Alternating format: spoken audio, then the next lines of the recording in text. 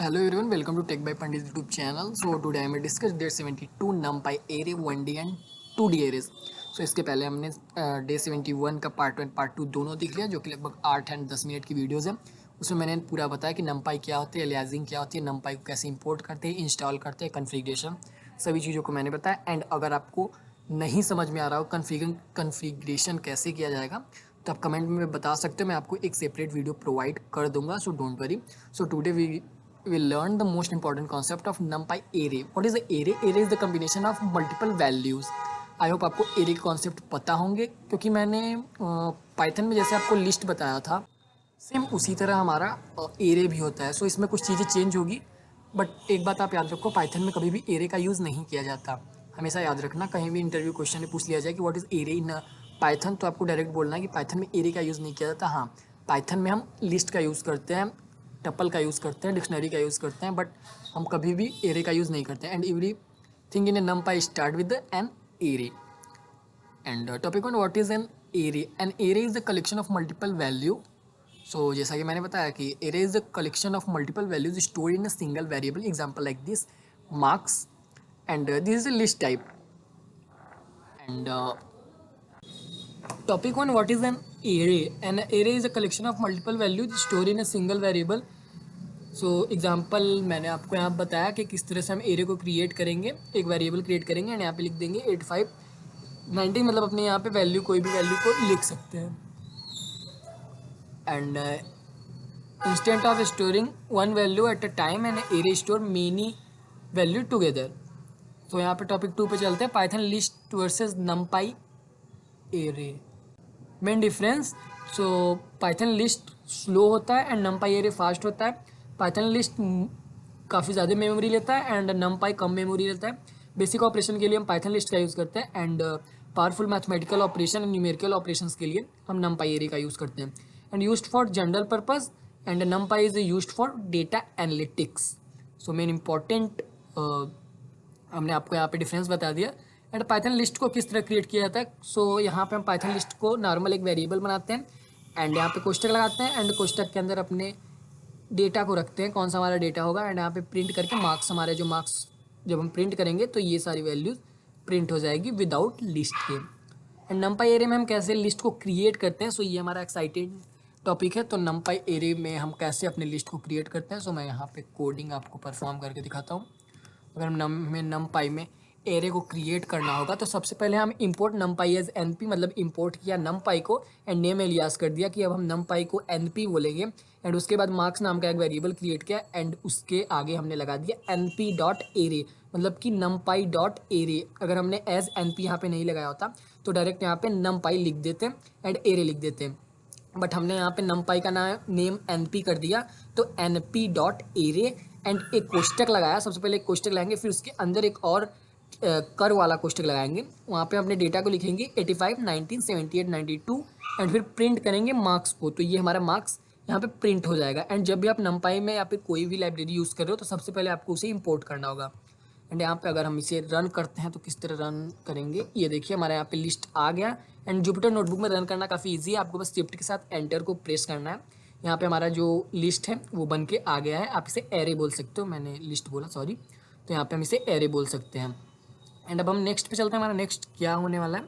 सो यहाँ पे लिखा है notice that NumPy display value without commas. बिल्कुल यहाँ विदाउट कॉमा के हमारा यहाँ पे वैल्यूज शो हो रहे हैं, क्योंकि यहाँ पे कॉमा लगा है बट यहाँ पे हमें विदाउट कॉमा के वैल्यूज शो हो रहे हैं।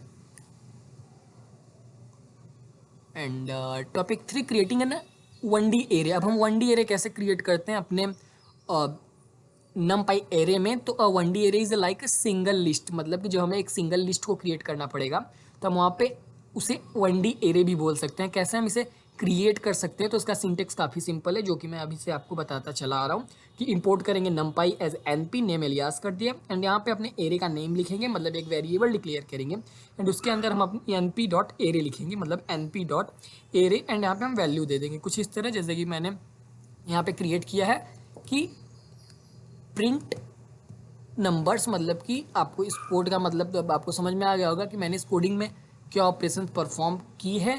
तो import NumPy as np numbers equal to np dot array and array में अपने नंबर डालो एंड प्रिंट नंबर, ये हमारा क्या है, तो ये 1D है। एंड पाइथन में आपको कमेंट करना मैंने आपको बताया था कैसे करते हो। आप हैज़ लगा के यहाँ पे, जैसे ही मैं हैज़ लगा दूंगा भाई, यहाँ पे मैंने हैज़ लगा, कुछ भी चीज़ लिखी तो पाइथन उसे इग्नोर कर देगा। तो मैं यहाँ पे इसे लिख देता हूँ 1D एरे। ओके, सो जब मैं इसे अब यहाँ पे रन करता हूँ तो हमारा एक 1D एरे बन के रेडी हो चुका है। ये हमारा 1D एरे होता है, या आप इसे पाइथन में नॉर्मल एरे भी बोल सकते हो। अब हम यहाँ पे चलते हैं कि क्रिएटिंग अ 2D एरे। अब 2D एरे आप कैसे क्रिएट करते हो, तो काफ़ी सिंपल है, मैं बताने वाला हूँ 2D एरे को आपको क्रिएट करने के लिए। सो आपको सबसे पहले इंपोर्ट numpy एज np करना पड़ेगा। Import numpy as np name aliasing and marks नाम का एक वेरिएबल क्रिएट करना है। एंड उसके बाद असाइनमेंट ऑपरेटर लगाने के बाद जो आपने एलियाज में नेम यूज़ किया था np डॉट एरे को लिखने के बाद एक सबसे पहले ओपन कोष्टक लगाओगे। ये हमने ये वाला कोष्टक लगा दिया। मैं कोष्टक में कंफ्यूज होता हूँ कि ये बड़ा वाला ये छोटा वाला, इसलिए मैं डायरेक्टली यहाँ पे आपको थ्रू करके दिखा रहा हूँ। सबसे पहले हम ये वाले कोष्टक को लगाएंगे, फिर उसके बाद हम यहाँ पे ये राउंड वाले कोष्टक को लगाएंगे। ओके, सबसे पहले ये वाला कोष्टक, फिर राउंड वाला कोष्टक, एंड देन उसके बाद हम लगाएंगे फिर से एक राउंडेड कोष्टक। एंड सबसे पहले लिखेंगे 85 90 88 एंड फिर लिखेंगे 78 82 80। एंड यहाँ पे हमें कॉमा से सेपरेट नहीं करना है, बस यहाँ पे कॉमा सेपरेट करना है क्योंकि इसके नीचे हमारा ये वैल्यू आएगा। एंड मान लो हम कॉमा सेपरेट नहीं करते हैं, इसको डायरेक्ट आगे ही लिख देते हैं तो हमारी एरर आएंगी एंड 2D एरे हमारा नहीं बन पाएगा। सो हम 2D एरे को यहाँ पे इस तरह बना सकते हैं। मैंने आपको कोड भी काफ़ी सिंपल वे में एक्सप्लेन किया। एंड यहाँ पे अब हम अगर इसे रन करते हैं सो आप देख सकते हैं कैसे रन करेंगे हम। एंड मैं यहाँ पे मुझे लगता है कि आपको कमेंट अगर मैं दे दूँ 2D एरे। ओके, यहाँ पे मैं जब इसे रन करता हूँ सो क्या आउटपुट आएगा, कुछ इस तरह से हमारा आउटपुट आ रहा है कि 85 90 88 से 88 82 80।